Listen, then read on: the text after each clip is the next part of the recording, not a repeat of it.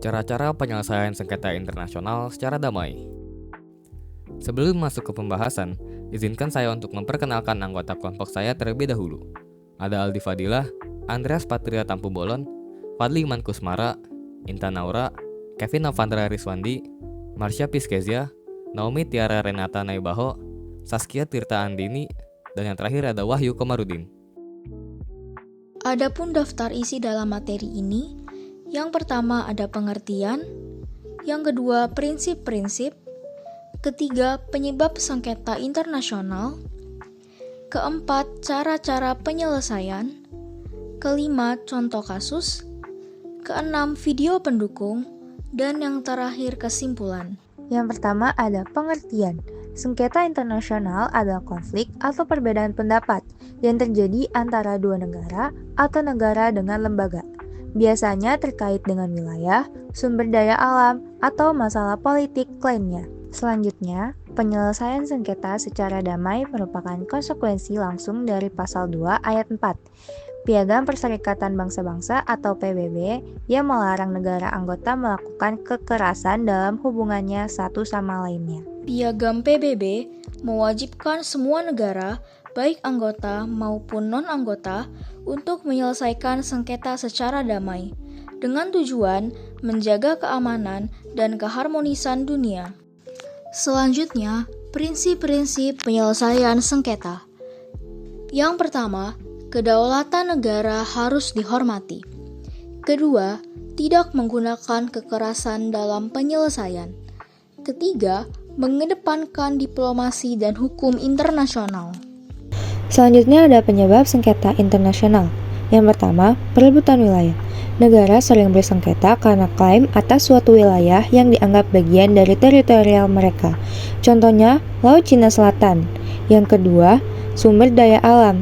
Karena perebutan sumber daya alam seperti minyak, gas, air, atau tambang. Contohnya, sengketa minyak Irak Kuwait. Yang ketiga ada perbedaan kebijakan politik dan ideologi. Karena sistem pemerintahan atau ideologi yang berbeda.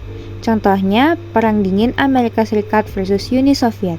Yang keempat, pelanggaran hukum internasional.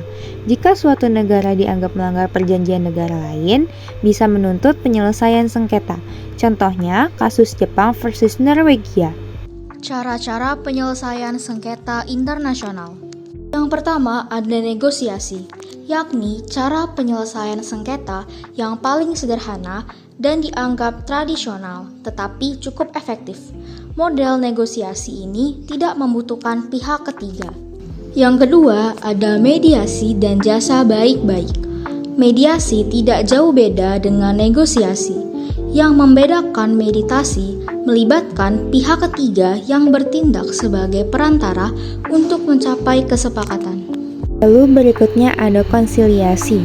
Yang pertama, suatu metode penyelesaian secara damai dibantu melalui perantara negara lain. Yang kedua, suatu metode penyelesaian konflik yang dilakukan secara menyerahkannya kepada sebuah komite untuk membuat semacam laporan investigasi. Penyelidikan. Pada 18 Desember 1967, PBB mengeluarkan resolusi kepada anggotanya agar dalam proses penyelesaian sengketa internasional perlu metode pencarian fakta penyelesaian di bawah naungan PBB. Dalam pasal 1 Piagam PBB yang tujuannya untuk memelihara perdamaian dan keamanan internasional yang hubungannya erat dengan penyelesaian sengketa antar negara secara damai. Selanjutnya ada contoh kasus sengketa. Ada sengketa sipadan legitan antara Indonesia dan Malaysia yang dimulai pada tahun 1967 ketika kedua negara mengklaim pulau tersebut. Status quo disepakati, tetapi diartikan berbeda. Malaysia tetap membangun resor wisata, sementara Indonesia menganggap pulau itu tidak boleh diduduki. Pada 1969, Malaysia memasukkan pulau tersebut ke dalam peta nasionalnya. Pada tahun 1991, Malaysia mengusir warga Indonesia dan meminta Indonesia mencabut klaim. Awalnya, Indonesia menolak membawa kasus tersebut ke Mahkamah Internasional atau ICJ. Tetapi setelah pertemuan Presiden Soeharto dan PM Mahathir pada 1996, Indonesia menyetujui penyelesaian di ICJ. Kesepakatan final and binding ditandatangani pada 31 Mei 1997 dan diratifikasi oleh kedua negara. Kesimpulannya adalah, sengketa internasional terjadi karena berbagai faktor, seperti perebutan wilayah, sumber daya alam, perbedaan ideologi, intervensi asing, hingga masalah ekonomi dan hak asasi manusia. Konflik ini dapat mempengaruhi stabilitas global jika tidak diselesaikan dengan baik. Sekian presentasi materi dari kelompok kami. Terima kasih sudah memperhatikan dan mendengarkan. Kurang lebihnya mohon maaf. Wassalamualaikum warahmatullahi wabarakatuh.